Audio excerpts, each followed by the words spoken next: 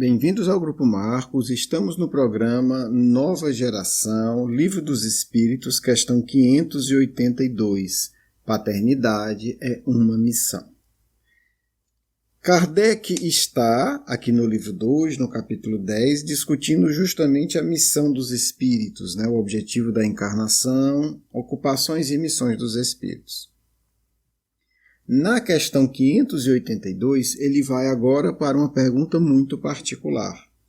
Pode-se considerar a paternidade como uma missão?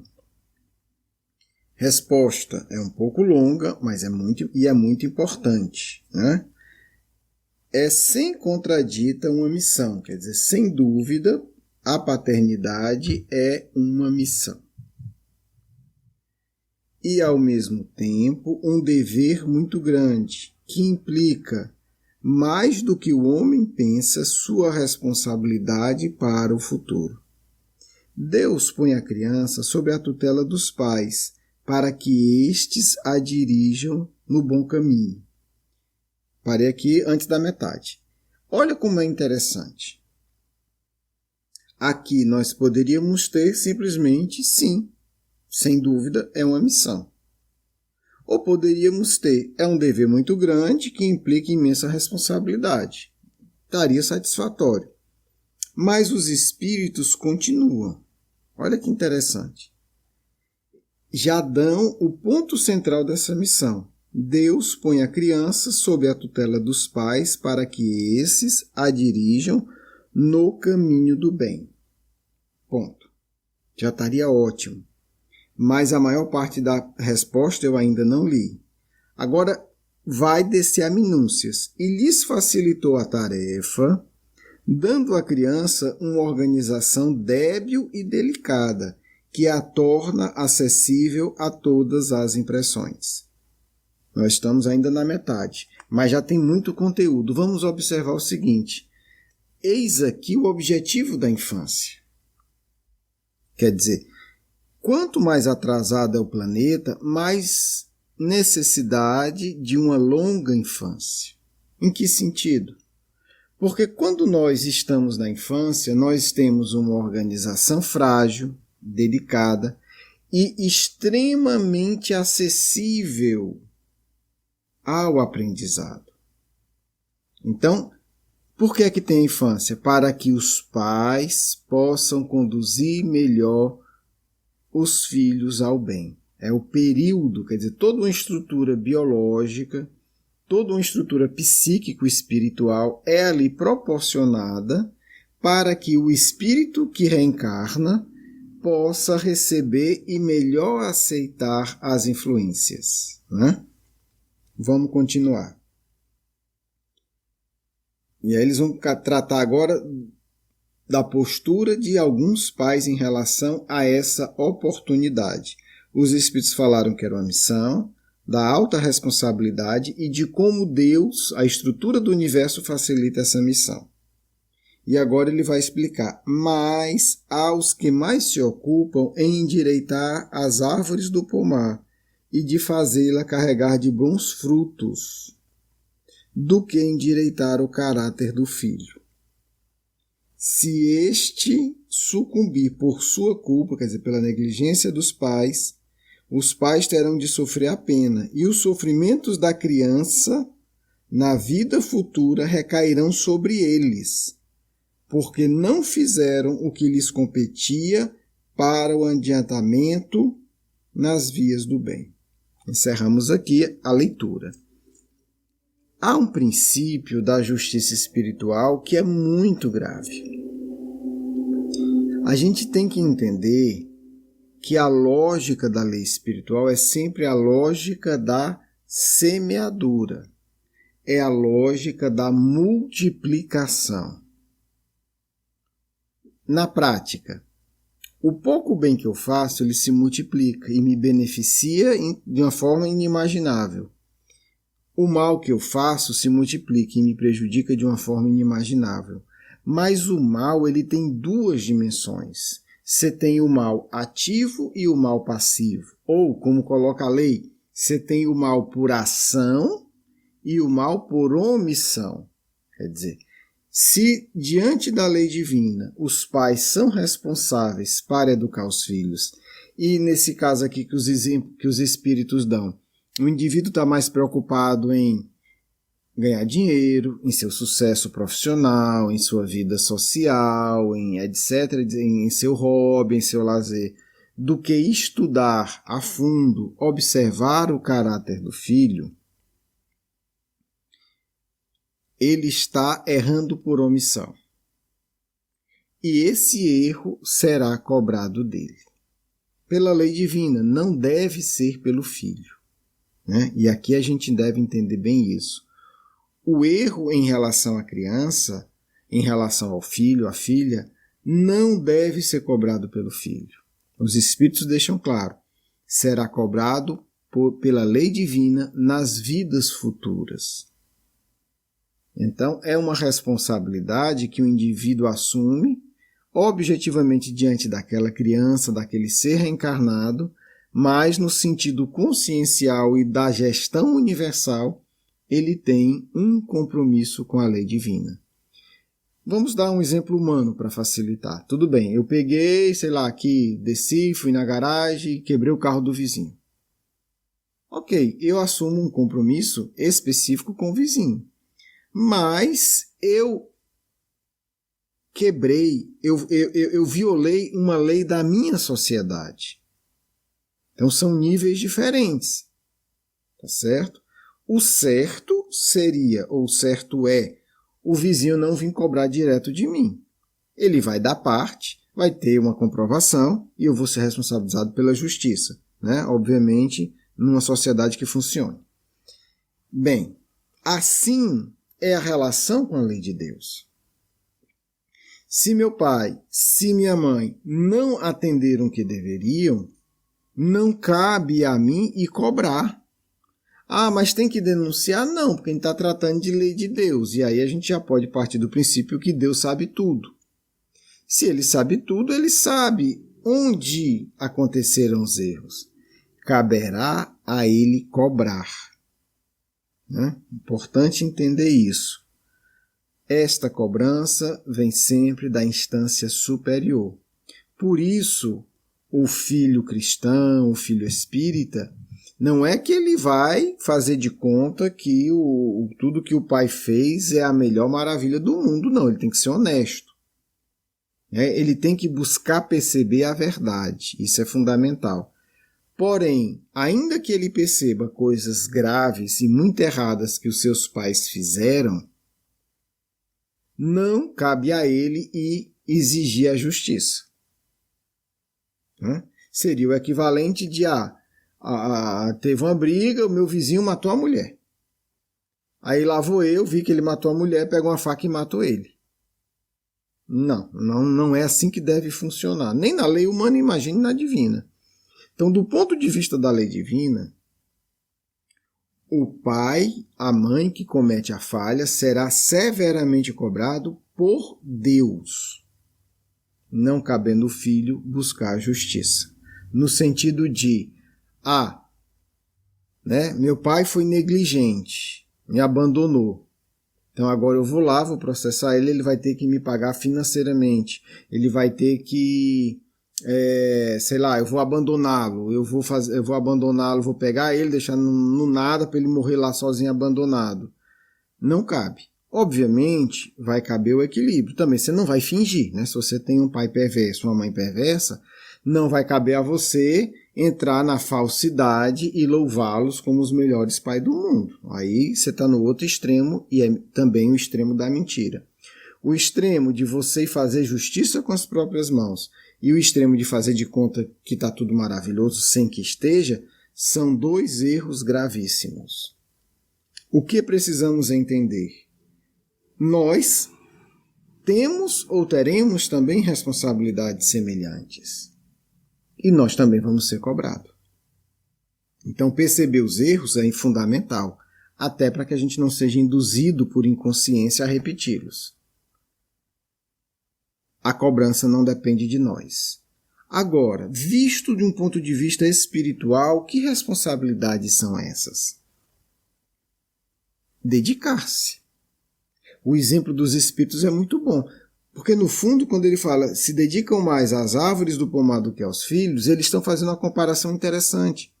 É preciso se devotar à educação dos filhos, como se devota, ou ainda mais do que as árvores do pomar. Quer dizer, observar como é que está crescendo, se está crescendo torto, se está crescendo de um jeito ou de outro. Claro que aí é uma relação entre espíritos. O que eu quero dizer? Na primeira fase, o espírito é criança, então é a hora de cultivar tudo. Ah, mas se o pai fez tudo o que podia, deu exemplo, dedicou-se, conversou, e ainda assim o filho é considerado alguém que comete graves erros, o pai deve ficar com a consciência tranquila.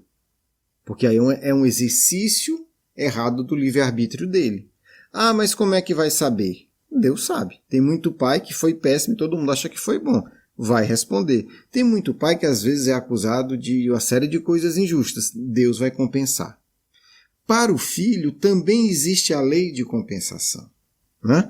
Digamos, eu não estava. Meu pai fez algo tão terrível que não estava programado.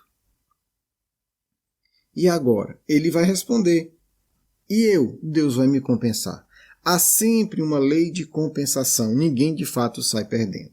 Né? Vou pegar aqui um exemplo radical para facilitar. Reencarnei e tal. A gente sabe que ninguém reencarna para cometer suicídio. Mas digamos que, sei lá, minha mãe cometeu suicídio. Não aconteceu. Minha mãe cometeu suicídio. Ora, além de uma desgraça total para ela, para mim também, né, para o filho também é uma desgraça imensa. Não estava programado. É uma dor imensa, é uma desestruturação imensa. O que é que a gente pode imaginar que aconteça numa situação dessa? Uma série de outras provas. Não precisa ser uma, pode ser 30 provas outras que eu ia passar, 30 dores imensas.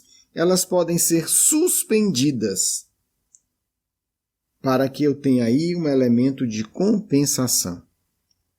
Isso é importante entender, porque a gente tem que colocar uma coisa muito séria no nosso coração. Ninguém perde nada. Não há prejuízo real. Só há prejuízo real quando nós infringimos, desobedecemos, queremos fraudar a lei de Deus. Porque haverá aí um ajuste de compensação no seu planejamento reencarnatório. Então, isso aconteceu, mas ia acontecer mais 3 coisas que seriam devastadoras. Estava programado.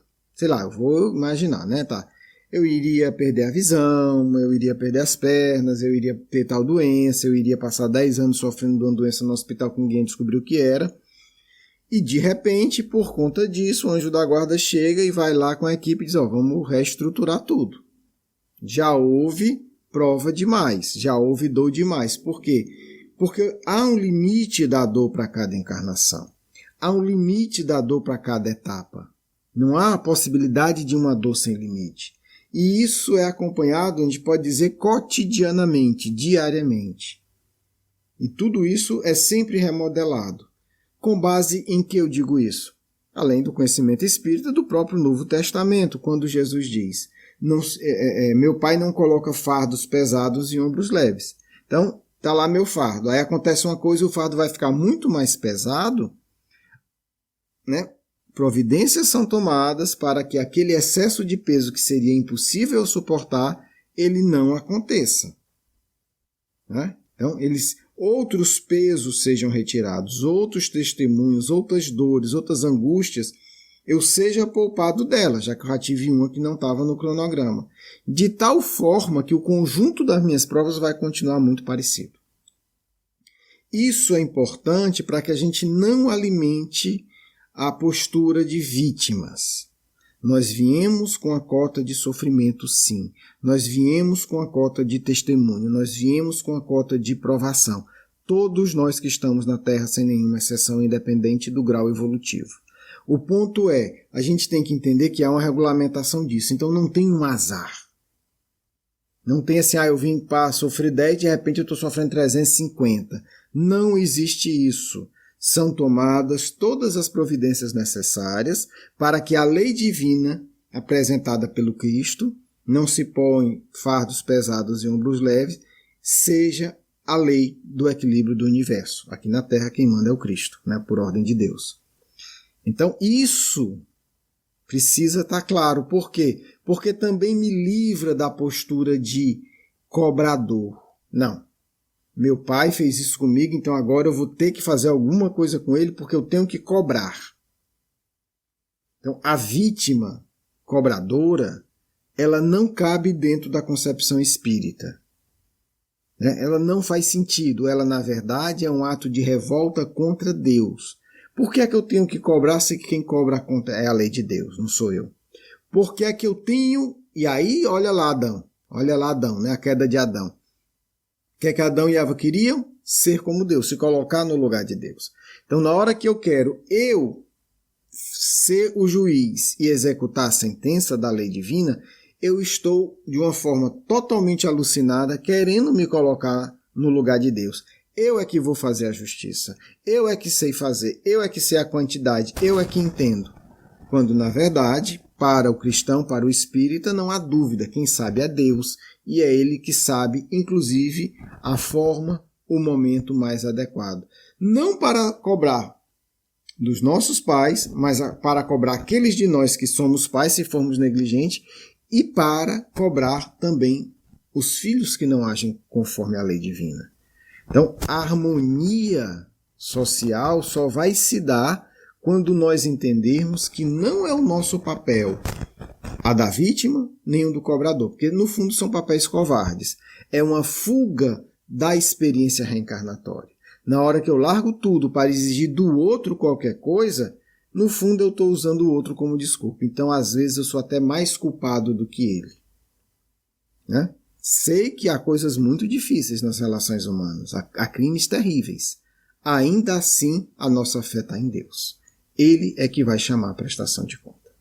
Espero que você tenha gostado. Vamos para a nossa segunda parte.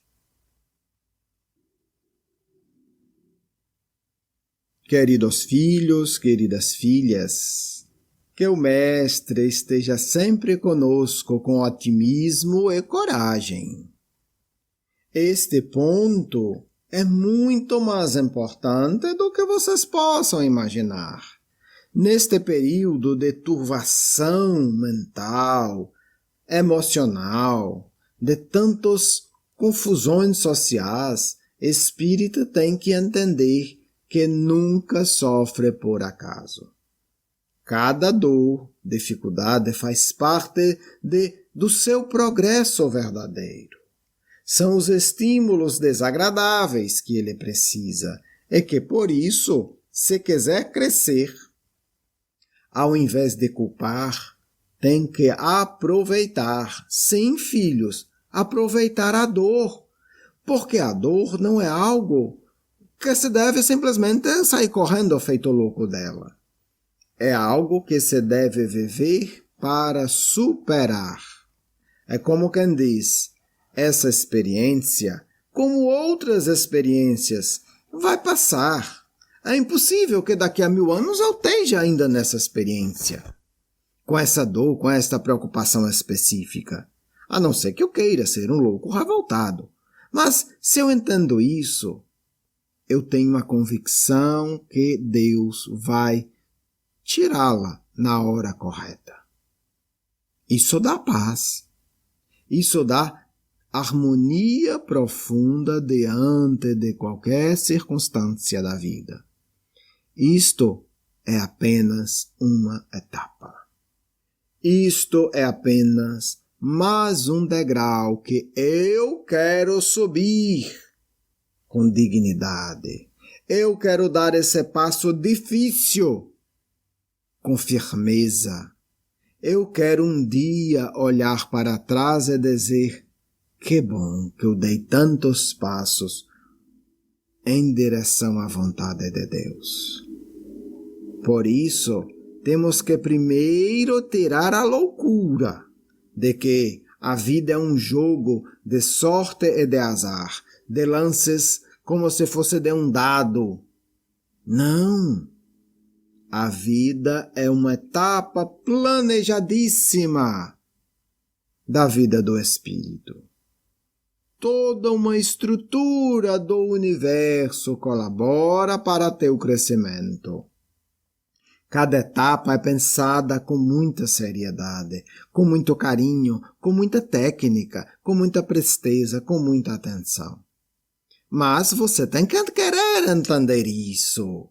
Senão estraga tudo, porque vai sair correndo, gritando, revoltado, fazendo todas as maluquices. Não, filho. Todos erram. Normal da vida, do mundo. Mas é preciso que você amplie sua consciência. A minha consciência pode ampliar-se como hoje? Como posso compreender melhor a vontade de Deus? O que Ele quer me ensinar com isso? O que Deus quer me ensinar com essa experiência dolorosa? O que posso aprender com o erro que cometi? Isto que importa. Cometi o erro, o que posso aprender? O que preciso transformar em mim, não de forma arrogante, grosseira, mas sutil, profunda. O que preciso transformar em mim? Fazer essa pergunta com sinceridade, em silêncio. Quantas coisas preciso transformar em mim? E começar, pouco a pouco. Que hábitos, que práticas, que posturas preciso ter para não cometer esse erro repetidas vezes? Cometi um erro. Ok. Analisa-se. O que eu faço para não cometer esse erro mais 100 vezes, mais 1000 vezes, mais 100.000 vezes? O que faço? Então, começar a tentar entender, montar esse quebra-cabeça. O que me levou? Isso, e tentando juntar, como vocês dizem, juntar as peças, para que tenha uma imagem clara. Acho que se eu trabalhar este ponto e este ponto, isso vai transformar o meu ser. E isso vai me distanciando desse tipo de erro. É isso que se precisa. Esse carinho do cultivar a si mesmo para se tornar uma bela árvore do pomar divino. Ter essa atenção. E quem isso faz, vamos ao tema agora, quem isso faz terá muito mais condições de educar os filhos. Porque se você não fez isso consigo mesmo, como irá fazer com outros? Como? Não dá, filho, você fica maluco. Porque você não sabe na prática como é. Você pode até falar, mas se você faz isso com você, você terá capacidade de fazer isso de uma forma muito mais sábia com teus filhos. Por isso, a grande responsabilidade começa nesse autoexame e autotransformação. E a partir da sabedoria, pequena ou grande, adquirida com isso, você se tornará capaz de educar seu filho para o bem, para Deus, para a verdade. Espero que vocês pensem muito sobre isso, porque é isso que o Cristo faz com cada um de nós. O Cristo discretamente cultiva o amor em cada coração deste mundo. É um dia, quando menos esperarmos, seremos seres iluminados. Seremos seres que exalarão paz, energia superior e harmonia, se colaborarmos com o Mestre em nossos corações. Que vocês fiquem em paz, do amigo espiritual de sempre. Quero agradecer o seu carinho, a sua atenção, e para conhecer mais do nosso curso Educação Espírita, um convite à juventude, do nosso programa Nova Geração e os nossos livros, por favor, visite o nosso blog grupomarcos.com.br. Você é muito bem-vindo. Um grande abraço.